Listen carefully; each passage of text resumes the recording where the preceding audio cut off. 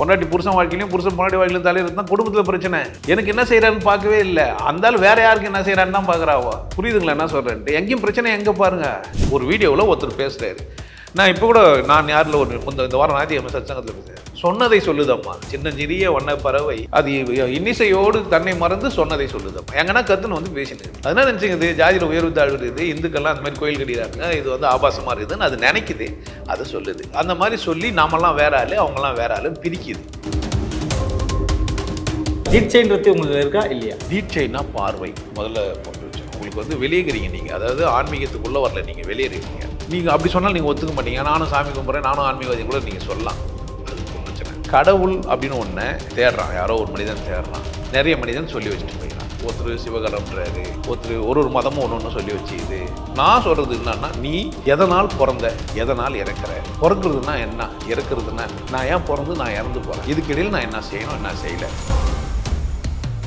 Vibration இந்த இடத்துல தான் இருக்குன்றதுன்னு இருக்கு இல்லையா, அதை எந்த இடத்துல ஒன்றும் பரவிடுமா?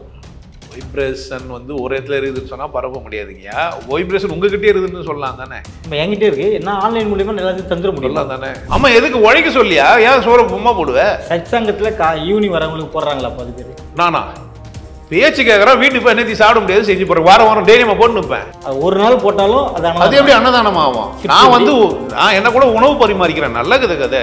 நீ எங்கள் வீட்டுக்கு வந்தால் காஃபி கொடுத்தா உனக்கு அன்னதானமா அது? நான் உங்கள் வீட்டுக்கு வந்தால் எனக்கு இட்லி பிரியாணி போட்டு கொடுத்தீங்கன்னா அன்னதானமா அது? வீடு வேற, வீடு தான் இது, கோயில் வேற. இது வீடு தான்.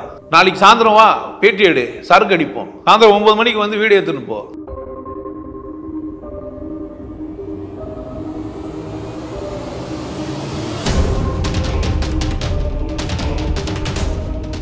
ரியல் ஒன் நேயர்களுக்கு வணக்கம். இன்றைய நேர்காணலுக்காக நம்மோடு இணைகிறார் யோக குடில் திரு சிவயோகி அவர்கள். வணக்கம் சார். வணக்கங்கய்யா. வணக்கம். ரியல் ஒனுக்கு நன்றி, வணக்கம். இப்போது நீ உங்கள் உபதேசம் இல்லாமல் திருவாசகம் இன்னும் மற்ற நூல்கள் வந்து அர்த்தங்கள் சொல்லிகிட்டு இருக்கீங்க. இப்போ இனி பார்த்தீங்கன்னா அறம் செய்ய விரும்புன்னு சொல்லியிருக்கீங்க. எனக்கு தெரிஞ்ச வரையும் தமிழாசிரியர் சொல்லுது அறம் செய்ய விரும்பும், மற்றவங்களுக்கு நீ உதவு அப்படின்னு. ஆனால் நீங்கள் சொல்கிற அறம் செய்ய விரும்பு வேறு மாதிரி இருக்குது. ஆமாம், அறம்னா நான் என்னை காப்பாற்று தான் அறம். முதல்ல அறம் எனப்பட்டதோல் இல்வாழ்க்கை, எனக்கான வாழ்க்கை. என்ன நானே சரியாக வச்சுட்டு தான் அறம். நான் நல்லா வச்சுன்னு தான். ஒரு குழந்தை அழுதுன்னா நான் தூக்குறேன்னா எனக்கு மனம் வேதனைப்படுது, அதுக்காக அதை சாந்தப்படுத்துறேன். இப்போ என்ன திருப்தி பத்துறேன், அதை திருப்தி பத்தலை நான். ஒருத்தர் பிச்சைக்காரர் ஒருத்தர் இருக்கிறார் கஷ்டப்படுறாருன்னா எனக்கு மனம் வலிக்குது, அதுக்காக நான் அவருக்கு சாப்பாடு போடுறேன், பெருமைக்கு இல்லை. ஸோ என்ன திருப்தி பத்து தான் என் வேலை. என்ன நான் சந்தோஷமாக வச்சுன்னா என் முன்னாடி துக்கப்படுறவங்களாம் இருக்கக்கூடாது. அப்போ நீங்கள் சொல்ல பார்த்தா இந்த உலகத்தில் எல்லாரும் செல்ஃபிஷாக இருந்தால் நல்லா இருக்கலாம், இல்லைன்றேன். செல்ஃபிஷாக இல்லை, அதான் பிரச்சனை. கற்றுக்கிறது மேலே தான் அக்கறையாகிறான். ஒருத்தனுக்கு ஜாதி பிடிக்குது அவனை பிடிக்கல, ஒருத்தனுக்கு மதம் பிடிக்குது அவனை பிடிக்கல, ஒருத்தனுக்கு கொள்கை பிடிக்குது அவனை பிடிக்கல. அவன் யாருன்னு தெரில, மேலே ஏறி பேனர் ஒட்டி செத்து போகிறான். யாரு தெரிலன்னா அவனுக்கு தெரில, பேனருக்கு மேலே அவ்வளோ அக்கறை அவனுக்கு. இன்னொருத்தருக்கு பால அபிஷேகத்துக்கு வெறியாக அடையிறான், இன்னொருத்தர் கிரிட்டிசைஸ் பண்ணுறதுல முக்கியமாக இருக்கிறான். நான் எப்படி இருக்கிறேன்னு கேட்கவே மாட்டேன்றான், மற்றவங்களாம் எப்படி இருக்கிறான்னு பார்த்துனுங்கிறான். பிரச்சனையே அதுதான். அவங்க சொன்னதெல்லாம் வேற, இவங்க உங்களுக்கு அர்த்தம் சொன்னதெல்லாம் வேற மாதிரி ஆயிடுச்சு. ஒவ்வொரு மனிதனும் தன்னை கவனித்து சரியாகிட்டான்னா இந்த உலகமே நல்லா இருக்கும். பிரச்சனையும் அடுத்தவங்க வாழ்க்கையில தலையிறது தான். பொண்டாட்டி புருஷன் வாழ்க்கையிலையும் புருஷன் பொண்டாட்டி வாழ்க்கையிலும் தலையிறது தான் குடும்பத்தில் பிரச்சனை. எனக்கு என்ன செய்யறான்னு பார்க்கவே இல்லை, அந்தாலும் வேற யாருக்கு என்ன செய்யறான்னு தான் பார்க்குறாவோ. புரியுதுங்களா என்ன சொல்றேன்ட்டு? எங்கேயும் பிரச்சனை எங்கே பாருங்க. பிரச்சனை ஒவ்வொன்றும் நல்லா இருக்கணும்னு நினைக்கவே இல்லை. நான் நல்லா இருக்கணும்னு ஒருத்தரும் நினச்சிட்டேன்னா இந்த உலகம் நல்லா இருக்கும். தடாகத்தில் மீன் போய் மீனுக்கு குளத்தை சுத்தம் பண்ணல, பசியாக தீயுது, குளம் சுத்தமாயிடும். நீ நல்லா வந்தால் இந்த உலகம் சுத்தமாயிடும். நல்லா வாழ மாட்டேன்றீங்க, அதான் உங்கள் பிரச்சனை. நீ சைவம் சாப்பிட்டு சந்தோஷமாக சாப்பிட்டு போ, உன்னத்திற்கு ஏன் போயிட்டு அசைவம் சாப்பிட்றது தப்புன்னு சொல்கிறேன். என்ன உனக்கு புரிஞ்சிச்சின்னு கேட்குறேன். உனக்கு ஜீரணம் ஆயிடுச்சு, உனக்கு ஜீரணம் ஆகலாம், எங்களுக்கு வந்து சொல்லுவியா அதுன்னு கேட்குறேன் நான். திருவாசகத்துக்கு ஒரு அர்த்தங்கள் சொல்லிட்டு வரீங்களே சார், அதுக்கு நம்ம புத்தகத்தை எழுதிட்டுருக்கீங்க. ஒவ்வொரு தடவை உபதேசம் திருவாசத்துக்கு விளக்கங்கள் கொடுத்துருக்கீங்க. திருமந்திரம் கொடுத்துருக்கேன், திருக்குறள் கொடுத்துருக்கிறேன், கொடுத்துருக்கீங்க. அதாவது என்ன எதுக்காக இதெல்லாம் கொடுத்துருக்கேன்? ஏற்கனவே அதெல்லாம் எழுதி தனித்தனியே இல்லை, விளக்கம் தந்தவங்கலாம் தப்பு தப்பாக சொல்லிக்கிறாங்க. பகவான் என்ற ஒரு வார்த்தைக்கு தப்பாக அர்த்தம் சொல்லிடுறாங்க. பகுப்பட முடியாத வானம்னு எளிமையான வார்த்தை அதுக்கு தேவையில்லாத இல்லாதெல்லாம் பேசிக்கிறான். 2 வரி திருக்குறளுக்கு 3 பக்கம் எழுதிக்கிறான் ஒரு மனுஷன். தேவையில்லாத வார்த்தை, தேவையில்லாத வேலைங்க அதெல்லாம். 2 வரி தான் திருக்குறள், 7 வார்த்தை தான், 3 பக்கம் எதுக்கு? இப்போ நீங்கள் சொல்கிற ஒரு கருத்து பார்த்தீங்கன்னா, யாரும் கோயிலுக்கே போக வேணாம், கோயில்றது உங்கள் உடம்பு சுத்தப்படுத்திக்கோ, இதுதான் வார்த்தை. அப்போ கோயிலெலாம் இப்போ எதுக்கு? அப்போ கோயிலே போகக்கூடாதா? அப்போ கோயிலுக்கெல்லாம் போங்கன்னா அந்த காலத்தில் வந்து கோயில் கற்றுக் கொடுக்கறதுக்கான ஒரு இடம், பள்ளி சாலை. அது ஒரு மனிதனை கூப்பிட்டு வச்சுன்னு பாடுறா 3 பிரகாரம் இருக்குது. முதல் பிரகாரம், 2வது பிரகாரம், புழுக்கத்துலேருந்து வந்துட்டேன், 2வது பிரகாரத்துக்கு வந்தேன், 3வது இப்போ கருவறையிலேருந்து வெளியே வந்துக்கிற, கல் மாதிரி இருடா, திடமா இருடா, உன்னை காப்பாற்றித்தே வேலையை வச்சுடா, தன்னைத்தானே அபிஷேகம் பண்ணிக்கிடா அப்படின்னு சொல்லி வச்சு கற்று கொடுத்தாக்கா நீ கோயில் சும்மா போய் வர தவிர தெரிஞ்சுன்னு வர மாட்டேன்றீங்களே. ஆனால் இந்த இந்து தர்மம் இந்த எடுத்தாலும் பார்த்தீங்கன்னா சனாதனத்துக்கு எதிரான கருத்துக்கள்லாம் நீங்கள் சொல்கிறீங்க. சனாதனத்தை எதிர்க்கிறவங்களுக்கு நீங்கள் ஆதரவாக பேசுகிறீங்க அப்படின்ற மாதிரி தானே உங்கள் கருத்து. சனாதானத்தை எதிர்த்தல் அப்படின்றது சாத்தியம் இல்லைங்க. சனாதானம் மக்களுடைய தானம், மக்களுடைய தர்மம், மக்கள்லாம் சேர்ந்து ஏற்படுத்துறது. காலத்துக்கு காலம் மாறாதுன்னு நம்மளாம் நம்பினுக்கிறது அப்படி கிடையாது. காலத்துக்கு காலத்து மாறும். இப்போ எல்லாம் சட்டை போட்டுக்கிறோம். சனாதானத்தில் வர்ணம் சேராது. வர்ணம்னாலும் பிறப்பால் ஆனது இல்லை. அதனால் சனாதானத்துக்கு நான் தான் சனாதானத்துக்கு நேர்மையானவன். இந்து மதத்தில் மட்டும்தான் தெளிவாக சொல்லி வச்சுக்கிறான், வெற்றிடம் தான் கடவுள்னு சிவன்னு படம் போட்டு நிலா ஒரு மனுஷன் தலை தூக்க முடியுமா? அவ்வளோ முட்டாளாக வரைஞ்சவன் அதில் சொன்னவன் பெரிய சூடின்னு. இது முன்னாடி ஔவையார் ஆத்திச்சூடின்னு சொல்லிட்டு போயிடறாங்க. அப்போ வெற்றிடம் தான் ஆத்திய சூடினுக்குது, வெற்றிடம் தான் நிலாவை சூடிங்குது, வெற்றிடம் தான் கடவுள்னு தெளிவாக சொல்லி வச்சுக்கிறான். இது அது உனக்கு சும்மா சொல்லியிருந்தாக்கா பணம் வராதுன்றதுக்காக ஒருத்தன் பில்லு வச்சுட்டு சாமி கும்பிட்டு காசை கொடுத்து நீயும் திருநூறு போட்டுன்னு வாங்கி வச்சுக்கின்னு பட்டை வச்சுன்னு சைவம்னு சொல்லி செஞ்சேன். சைவ சித்தாந்தத்துக்கு நீங்கள் எதிரானவங்களாம் மாறிட்டீங்க. கடவுள் எல்லாருக்குமானது தானே. தென்னாடுன்னு ஒருத்தர் சொல்கிறான், தென்னாடுடைய சிவனே அப்படின்னு சொல்கிறான். தெற்கு பக்கம் மட்டும் தான் சிவன் இருப்பாரா? மேற்கு பக்கம், வடக்கு பக்கம், கிழக்கு பக்கம் இருக்க மாட்டாரா? இருப்பாரா இருக்க மாட்டாரா? சாதாரணமாக சொல்லுங்கள். படிக்கலாம் வேணாம், புத்தகமே வேண்டியதில்லை கடவுள் புரிஞ்சுக்கிறதுக்கு. புரிந்த ஒரு மனிதன்கிட்ட போகிறதுக்கு புத்தகம் எதுக்கு? அப்போ சொன்னவன் தப்பாவா சொல்லியிருப்பான்? தெரியுறதுக்கு நாடுகின்ற இடத்துல இருக்கிறாரு கடவுள்ன்றான். நீ தென்னாடுன்னா என்ன நினச்சிக்கிற? விரல்லையோ கண்லையோ காதுலையோ விரல்லையோ கையிலையோ மற்ற விதத்துலையோ நீ எதையும் தெரிஞ்சுக்க முடியாது, கண்ணில் தான் தெரிஞ்சுக்க முடியும். ஸோ கண்ணு கவனி, கண்ணு மேலே கவனம் மாறுறான்றான். கவனிக்க மாட்டேன்றிய. அப்போ தென்னாடுன்னா நீ வேற இன்னும் அர்த்தம் பண்ணியே சண்டை போட்டுனுக்கிற, ஜாதி பட்டோட திரியிற. அப்போ நீங்கள் எதுவும் பொறுமையாக கழிஞ்சு எவனா விளக்கம் தானே அதை தானே பிடிச்சி வச்சுக்கிற. சொன்னவர் யாருன்னு வர பார்த்துக்கிற. இவர் அவரே சொல்லிட்டாருன்னு வர சொல்கிற. யாரோ ஒரு பேச்சாளர் சொல்லிட்டாரு, இல்லை யாரோ ஒரு மகான் சொல்லிட்டாருன்ற. சொன்னவன் யார்? அதை தென்னாடுடைய சிவனை போற்றின்னு சொன்னவன் யார்? நீங்கள் புக்கில் பச்சுங்கிற அவர் சொன்னாரா, இல்லை அதுக்கு முன்னாடி பாமர மக்கள் சொல்லியிருந்தாங்களா? இப்போ இருக்கிற வார்த்தைகள்லாம் புத்தகமாக ஆக்கப்பட்டதுனால அவர் சொன்னதா, இல்லை கிராமத்தில் பேசினா வழக்கா? ஆண் ஒரு குழந்தை கத்துச்சு, இம்முன்னு நிறுத்திக்கிச்சு, அம்மான்னு ஆக்கிச்சு. இன்ன வரைக்கும் அம்மா. எந்த மொழியில் போனாலும் அது அம்மா, மாமு, அம்மா, மதர், மா அப்படின்னு வார்த்தையில் தான் இருக்குது. ஸோ வார்த்தை வந்த பிறகு, மொழி வந்த பிறகு தானே மொழி மொழி மனுஷன் பேசலையா என்ன? இலக்கணங்கள்லாம் வந்த பிறகு தான் நீங்கள் வாழ்கிறீமா என்ன? நீங்கள் மத நூல்களுக்கு அப்புறமா தான் கடவுள் இருக்கிறாரா, இல்லை கடவுளுக்கு வந்த பிறகு மத நூல்களா? ஏன் மத நூல் கொண்டு போக கடவுளை ஆராய்ச்சி பண்ணாக்கா கரெக்டாக ஆராய்ச்சி பண்ணுங்க, சரியாக புரிஞ்சு வச்சுக்கோங்க. ஒரு மதத்தையும் நீங்கள் சரியாக தெரிஞ்சுக்க மாட்டேன்றீங்க, சண்டை மட்டும் போட்டுனுக்கிறீங்க. அதுதான் சொல்கிறேன், கொள்கை பற்றாளர்கள் தெரிஞ்சவங்களாம் வரவானாப்பா. கொஞ்சம் தெரியலன்னு எனக்கு தெரிஞ்சால் மட்டும் வாண்டுறேன். புரியுதுங்களா? ஏன் வந்தானே யாருக்கு உங்களுக்கு வலிக்குமா இல்லையா? இப்போ தெரியாதனமாக இங்கே இன்டர்வியூ கொண்டு எதோ கேட்டுனுக்கிறீங்க. நான் எதனா சொல்லிட்டேன் உங்களுக்கு வலிக்குமா வலிக்காதா? நீங்கள் ஒரு கொள்கை பற்றாளராக இருக்கிறீங்க. சைவம் சாப்பிட்றது தான் சரின்ற ஒரு மனிதனாக நீங்கள் இருக்கிறீங்க. இங்கே வந்துட்டீங்க என்கிட்ட வந்து சொன்னீங்க கறிமீன்லாம் சாப்பிட்றவங்களாம் முட்டாளுன்னீங்கன்னா எனக்கு கோவம் வருமா வராதா? நீங்கள் சைவம் சாப்பிட்றதால நீங்கள் ஒரு முட்டாள் அப்படியே தான் சொல்கிறேன். ஓரம் போனலாம் பேசி வச்சுக்கிறேன். சைவம் சாப்பிட்டு ஓரமாக போனாலும் ஒன்றும் அப்படியே ஏது கூட செய்யாதான்னு கூட சொல்லி வச்சுக்கிறேன். ஆரோக்கியமாக இருக்க முடியுமா அப்படின்னா நீங்கள் சைவம் சாப்பிட்றது தான் முடியும் முடியாதுன்னு ஏன்னா பலசாலி இல்லையான்னு தர்க்கம் பண்ண போகிறீங்க. பிரச்சனை எங்கே? உங்களுக்கு பிடிக்கல, நீங்கள் சாப்பிடல, அவ்வளோதாங்க. என்னையா சாப்பிட வேணான்றீங்க? இப்போ ஐஷெஃப்ல வேலை செஞ்சால் சொல்கிறீங்க, அதுக்கப்புறமா தான் சிவயோகியாக மாறிடுங்க. இப்போ வருமானம் அதிகமாக இதில் வருதுன்னு சொல்லிக்கலாம். முன்னாடி யோசிக்கலாம், முதல்ல நம்ம ஏன் சாமி ஆகலை, ஏன் நம்ம அதில் போனோம்? அந்த மாதிரிலாம் வலிச்சதெல்லாம் இல்லை. முன்னாடியே அப்படிலாம் இல்லை.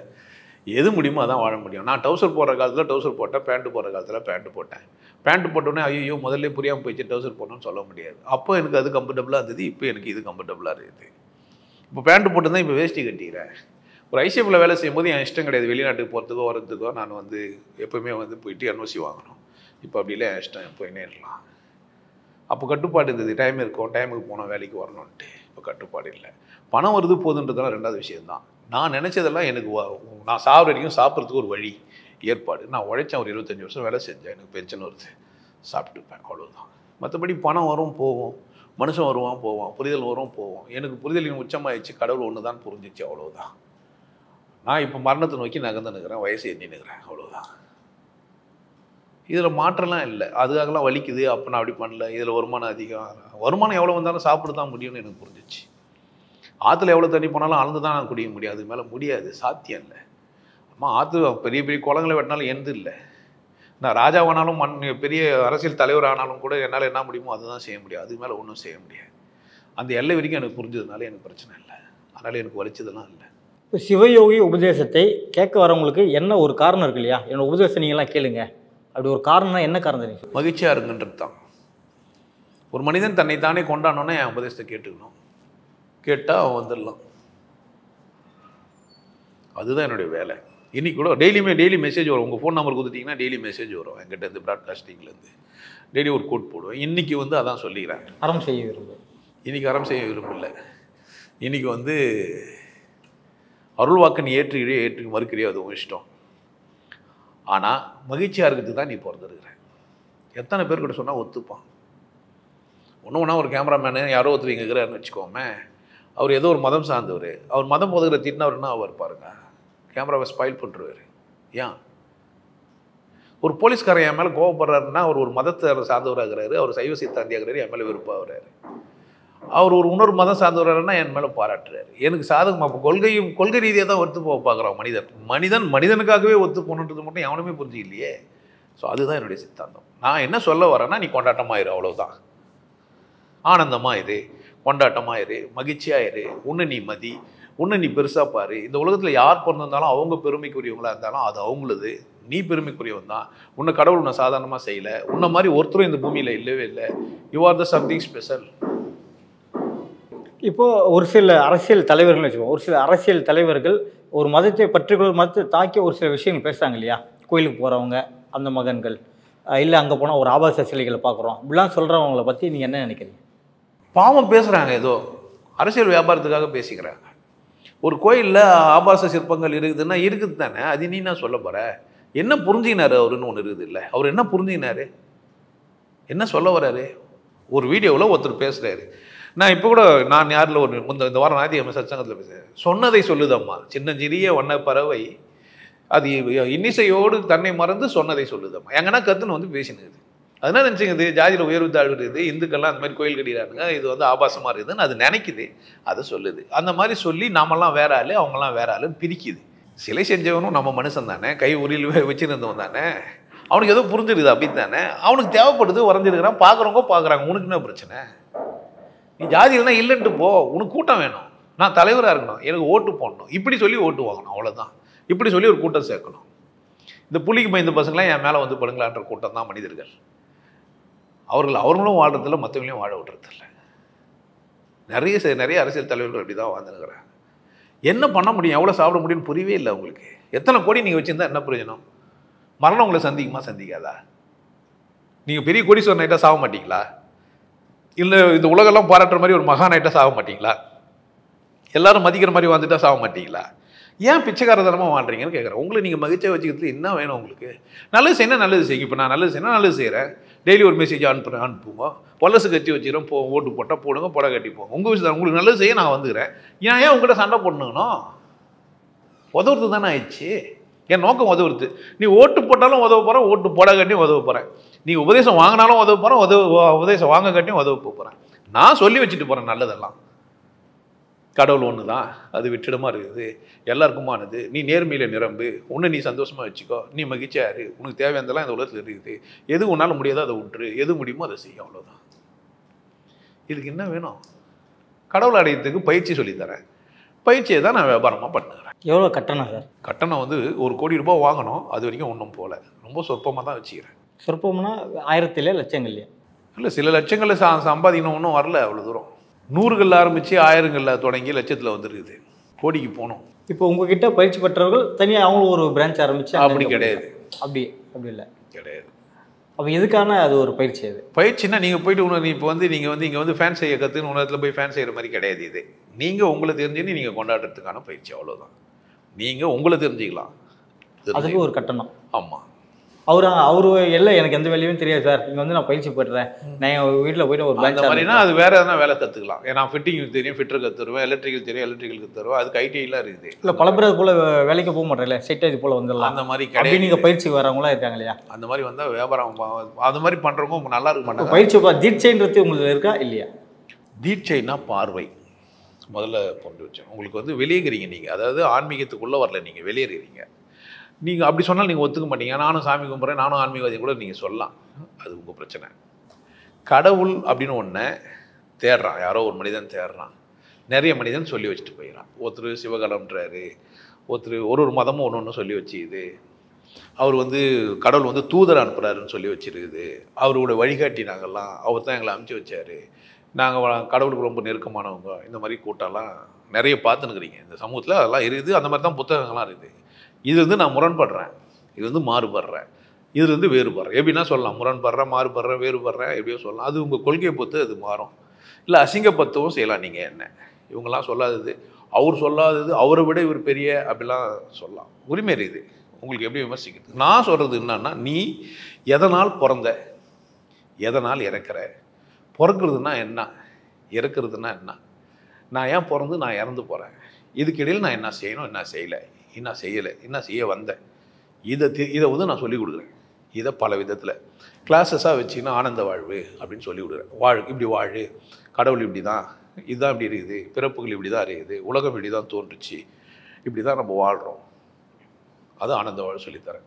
இல்லை நான் கடவுள் அடையணும், எனக்கு பிறப்பு இல்லாமல் ஒரு நிலைமை ஏற்படணும், நான் பிறவி கடக்கணும் அப்படின்னா அதுக்கான பயிற்சி தரேன். இதுக்கு ஏன் சென்ட்ரு உணரத்தில் பொறுத்து நான் இருக்கிறேன், உனக்கு பயிற்சி தரேன், நீ பண்ண.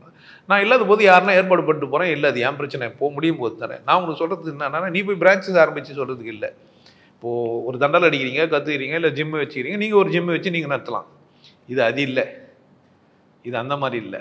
நீங்கள் போய் நீங்கள் நடத்துறது இல்லை. இது நான் கற்றுக் கொடுக்குற மாதிரி நீங்கள் கற்றுக்க முடியாது. ஒரு சாம்பாரை ஒரு ஆள் செய்கிற மாதிரி இன்னொரு ஆள் செய்ய முடியாது. ஆமாவா இல்லையா? அதோட கொஞ்சம் டேஸ்ட்டாகவும் செய்கிறதுக்கு ஆள் இருக்காங்களே. வித்தியாசமாக இல்லை, நல்லா கூட செய்யலாம், என்னை விட சிறப்பாக செய்யலாம். செஞ்சால் சந்தோஷம், அங்கே போய்க்குங்கன்ற. நான் ஆன்லைன்லேயே பார்த்தீங்கன்னா தீட்சை தரோம் அப்படின்னு சொல்லிட்டு பயிற்சி வகுப்பில் எடுத்துட்டு இருக்காங்க. அவங்க பற்றி என்ன நினைக்கிறீங்க? அது அவங்க இஷ்டம் தானேங்க. அவங்க எப்படியும் சொல்லி கொடுக்குறாங்க. இன்னைக்கு மீடியா வந்துச்சு, ஃபோன் வந்துச்சு, எல்லாம் கேமரா வந்துச்சு, எல்லாம் சைட் வந்துச்சுன்னா எப்படின்னா யூட்டிலைஸ் பண்ணிக்கலாம் தானே. இப்போ நம்ம கொரோனா காலத்தில் ஸ்கூல்லாம் வந்து ஆன்லைனில் நடத்த தானே செஞ்சாங்க. அது மாதிரி தீட்சை ஆன்மீகத்தையும் ஆன்லைன் மூலம் பண்ணிட முடியுமா? என்ன வேணால் பண்ணலாம், அது அவங்க இஷ்டம். ஏன் பண்ண முடியாது? ஒரு வைப்ரேஷன் இந்த இடத்துல தான் இருக்குன்றதுன்னு இருக்கு இல்லையா, அதை எந்த இடத்துல இருந்தாலும் பரவிடுமா? வைப்ரேஷன் வந்து ஒரு இடத்துல இருக்குதுன்னு சொன்னால் பரப்ப முடியாதுங்கய்யா. வைப்ரேஷன் உங்ககிட்டே இருக்குதுன்னு சொல்லலாம் தானே. நம்ம என்கிட்டே இருக்கு, என்ன ஆன்லைன் மூலியமா எல்லாத்தையும் தந்துட முடியலாம் தானே. இப்போ உங்ககிட்ட ஒரு வைப்ரேஷன் இருக்குது சாமி, அதை நான் இங்கேருந்து சொன்னால் நீங்கள் செய்வீங்க தானே. நான் உங்களுக்கு சொன்னவே செய்ய முடியும்னா அந்த வைப்ரேஷன் உங்ககிட்டே ஏற்பட தர போகுது. அது சாத்தியம் தானே. இப்போ சொல்கிறவங்களும் கேட்குறவங்களும் பொத்துருது, ஏன் நமக்கு இல்லையே அந்த வேலை? சாத்தியம்தான். இதான் ஆன்னு நான் இதில் போர்டில் எழுதி கற்றுக் கொடுத்தேன்னா நீங்கள் வீட்டில் எழுதலாம் தானே, எழுதலாம் தானே, அவ்வளோதான். இப்போ வர ஜென்ரேஷன் பஸ்னா பக்தர்களை விட சாமியார்கள் எண்ணிக்கை தான் அதிகமாகிட்டே போயிட்டு இருக்கு அப்படின்னு நீங்கள் நினைக்கிறீங்க. அது எப்படி பக்தர்களை விட சாமியார் எண்ணிக்கை அதிகமாக முடியும்? நான் ஒரு சத்சங்கநாதனா 20 பேர் உட்காந்துங்கன்னா 20 பேர் சாமியாரா? இது வந்து சும்மா விதண்டா பக்தர்கள் கம்மி தானே இருக்கு. 20 பேர் தான் கம்மி தானே. அது எப்படி 20 பேர்? 20 பேர் வந்துட்டாங்கன்னா உங்களுக்கு பக்தர்கள் அதிகமாக. போலீஸ்காரனே 600 பேர் ஒருத்தர் தாங்கிறாரு. போலீஸே நாட்டில் போலீஸே முதலமைச்சர் எத்தனை பேர் இருக்கிறாங்க, பிரதம மந்திரி எத்தனை பேர் இருக்கிறாங்க? என்னங்க பேசுறீங்க? சாமியார் எங்கே நிறைய பேர் இருக்கிறாங்க. நீங்கள் நினைக்கிறீங்க சாமியார் குரு குணம் இல்லை, நான் மட்டும்தான் குருன்றேன். நான் வேறு யாருனா தான் எனக்கு காட்டுங்க, நான் பார்க்கட்டும். வேறு யாருன்னா என்ன மாதிரி சொன்னால் கேளுங்க. யாருன்னா நீங்கள் குருன்னு சொல்லுங்கள், நான் உங்களுக்கு கேட்குறேன். கலை என்ன பண்ணுறாருன்னா அவர் பாவம் சாமியாடுறாரு, நீ செத்து டைம் சொல்வேன்னு பண்ணுறாரு. அந்த ராஜா வந்து அந்த அம்மா, ஒரு அம்மா பேர் சொன்னீங்களே ஏதோ ஒரு பேர், ரஜினி அம்மாக்குறாங்க. அவங்க கழுப்பு எடுக்கிறேன், பேய் பிசாசு பில்லி சுண்ணி அவ்வளோ ஓட்டுறான்றாங்க. அவள் தான் அவங்க செய்கிறாங்க. அவங்கன்னா குரு நீ வாடுறது சொல்லி தரேன் சொன்னாங்க. அப்படியே சொன்னாங்க. கழிப்புலாம் எடுத்துட்டா நீங்கள் சந்தோஷமாக வாழலாம். கழிப்பு சுண்ணியெல்லாம் எடுத்துட்டா நீ, நான் சொல்கிறது கழிப்பு பிணியே வராதுன்றனே, இல்லைன்றனே. வெத்தா தானே வாடுறது. அது நான் அது இன்னும் ஒரு ஓரமான என்னென்ன பிரச்சனை, அதெல்லாம் தாண்டி வாழ முடியுன்றனே. நான் வேறு, அவங்க வேறுங்க. ஏன் நீங்கள் அது மாதிரி சேர்க்கக்கூடாது? நீங்கள் குரு பார்க்கல, யாருன்னா பார்த்தீங்களா குருவை? ஆன்மீக குரு யாருன்னா தான் சொல்லுங்கள். நீங்கள் பார்த்த ஒரு குரு சொல்லுங்கள். நீங்கள் பார்த்த ஒரு குரு சொல்லி, படித்த குரு கூட சொல்லுங்க பார்க்கலாம். என்ன உங்களுக்கு சொல்லி கொடுத்தாரு? மகரிஷி இருக்காரு. என்ன சொல்லி கொடுத்தாரு உங்களுக்கு? நான் ஒரு எதுவும் கற்றுலையே. நீங்கள் சார்ந்து எந்த குருக்கிட்டையும் போனதில்லை. இருங்க வரேன். நீங்கள் போனதில்லை. ரமண மகரிஷி அறிமுகப்படுத்தப்பட்டுறார். புக்கு ஏன்னா புக்கு வச்சிங்களா ரமண மகரிஷி? எதுவும் கிடையாது. அப்புறமா எதுக்கு பேசுகிறீங்க? தெரியாதுன்னு சொல்லிட்டு போங்க. பார்க்கல நீங்கள்? கேள்விப்பட்டிருக்கல வள்ளலார்? கேள்வி யார் ஒன்றா கேள்விப்பட்டுக்கலாம். நீங்கள் வள்ளலார்னா ராமலிங்கமா வரலாறா? ராமலிங்க அடிகளார். ராமலிங்க அடிகளாரா ராமலிங்கம்மா? ராமலிங்க அடிகளார். சரி, என்ன பண்ணாரு? சத்திய ஞான சபை நிறுவினருக்கு அன்னதானம் போட்டு அன்னதானம் பண்ணாரு. சரி, துறவியாக வாழ்ந்தாரு. துறவியாக கடைசி வரைக்கும் வாழ்ந்தாரு. சரி, அதனால எனக்கு என்ன லாபம்? அவர் வாழ்ந்தார், எனக்கு என்னங்க லாபம்? உங்களுக்கு என்ன லாபம் அதை சொல்லுங்களேன். நீங்கள் என்ன அதுலேருந்து தெரிஞ்சுக்கினீங்க? துறவியாக வாழ போகிறீங்களா? அன்னதானம் பண்ண போறீங்களா? அவருக்கு மாதிரி ஏதோ 4 பேர் நல்லது பண்ணலாம் இல்லையா? என்ன நல்லது பண்ணீங்க? அவர்னா 4 பேர் நல்லது பண்ணார் சொல்லுங்க. சாப்பாடு போகிறது பெரிய விஷயம் தானே. யார்கிட்ட இருந்து வாங்கி? அவர் உழைச்சாரா? விவசாயம் பண்ணாரா? ஏர் உழுதாரா? ஏர் உழுதவங்களாம் முட்டாளா? விவசாயம் பண்ண உழவெல்லாம் தப்பா? சேத்துல கால் வச்சு நாங்கள் கோமணம் கட்டின்னு வந்தவங்களாம் முட்டாளே, துருவியே போனவங்க மகானா அவனுக்கு. அன்னதானம்ன்றது தப்புன்றீங்களா? அவர் பிரச்சனை என்ன கேட்டா, உனக்கு நான் பிச்சை போடணுமா, உன்னை உழைக்க சொல்லணுமா? நீங்கள் சொல்லுங்கள், நான் தப்பு சொல்ல, நீங்கள் சொல்லுங்கள், நான் ஏன் தப்பு ரைட்னு, நீங்கள் சொல்லுங்கள் தப்பு ரைட்டான்னு. கருத்துக்கள்லாம் என்னோட பொறுப்பு தானே.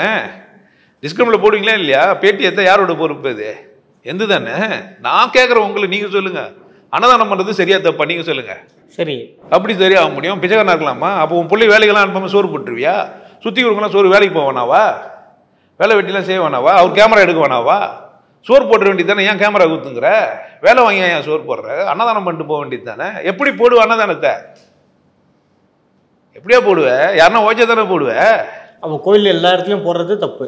ஆமாம், எதுக்கு உழைக்க சொல்லியா? ஏன் சோறு பொம்மா போடுவ? சத்சங்கத்தில் ஈவினிங் வரவங்களுக்கு போடுறாங்களா 10 பேர்? நானா பேச்சு கேட்குறேன். வீட்டுக்கு போய் என்னத்தி சாப்பிட முடியாது, செஞ்சு போகிறேன். வாரம் வாரம் டெய்லி நம்ம போட்டு நிற்பேன். அது ஒரு நாள் போட்டாலும் அது எப்படி அன்னதானம் ஆகும்? நான் என்ன கூட உணவு பரிமாறிக்கிறேன். நல்ல கதை. நீ எங்கள் வீட்டுக்கு வந்தால் காஃபி கொடுத்தா உனக்கு அன்னதானமா அது? நான் உங்கள் வீட்டுக்கு வந்தால் எனக்கு இட்லி பிரியாணி போட்டு கொடுத்தீங்கன்னா அன்னதானமா அது? வீடு வேற, வீடு தான் இது. கோயில் வேற. இது வீடு தான். இது வீடு. இதை பற்றி பேசாதீங்க. இது வீடு, என் குடும்பம். 20 பேர் வரா, உட்காந்து ஒன்றா சாப்பிடுவோம். நாளைக்கு சாயந்தரம் வா, பேட்டி எடு, சரக்கு அடிப்போம். சாயந்தரம் 9 மணிக்கு வந்து வீடு எடுத்துன்னு போ. இப்போ கவர்மெண்ட்ல காலைல சிற்றுண்டி உணவு திட்டம் போடுறாங்க இல்லையா?